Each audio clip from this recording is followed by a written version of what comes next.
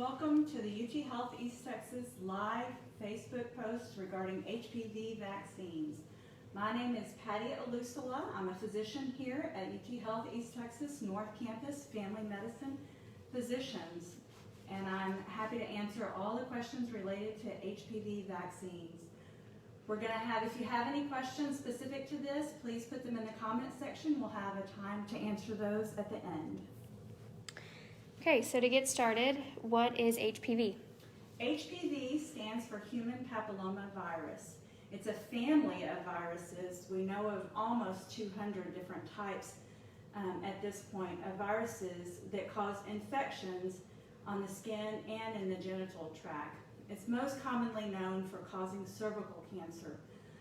Most of these, the good news is most of the infections are transient and come and go and resolve on their own without any treatment. However, some of these infections can stay around and cause cancers, not just in the genital tract for the cervix, the vagina, the penis, and the anus, but also the oropharyngeal area, which is the mouth and throat area. So how can the vaccine help? The vaccine can help prevent these type of cancers that the HPV infection causes. So the vaccine prevents the infection that leads to cancer eventually. The vaccine that we have currently available is a 9-valent vaccine, so it covers the viruses that cause both genital warts, so those are non-cancerous viruses, but it also covers 7 of the types that are the most common to cause different types of cancers. Is the vaccine safe, and are there any side effects to the vaccine?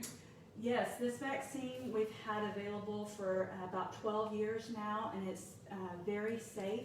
All vaccines cause some common side effects. Most commonly, injection site, redness, swelling, pain is the most common, but they can also cause things like fever, usually low-grade fevers for a couple of days, kind of feeling achy or sore, sometimes headaches. And even sometimes they'll cause, especially adolescents, will have some syncope or dizziness, which syncope is like passing out. So it's not uncommon, but all vaccines can cause these common side effects. Is the vaccine for both boys and girls, and when should my child start?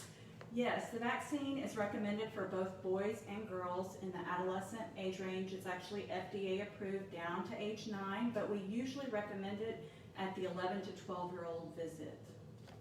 If my child's older than that, say mid to late teens, is it still beneficial for them to have the vaccine? Absolutely. The vaccine is recommended up into the age of 26, but it's actually FDA approved up into the age of 45. So even older adolescents or young adults should get the vaccine. If you're older than 26, you should talk to your healthcare provider to see if it would be beneficial for you.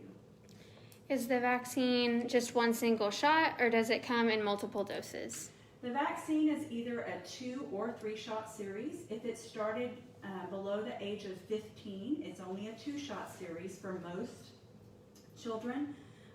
You get the first one, and then at least 6 months. You want to wait at least 6 months for the second shot. If you start it after the age of 15, they recommend a 3-shot series for most of those kids, and that will be a shot at the first shot, and then 1 to 2 months later the second, and then 6 months after that you get the third immunization. Okay. What is the likelihood that even with the vaccine my child will still get cancer? No vaccine, this vaccine cannot prevent all cancers.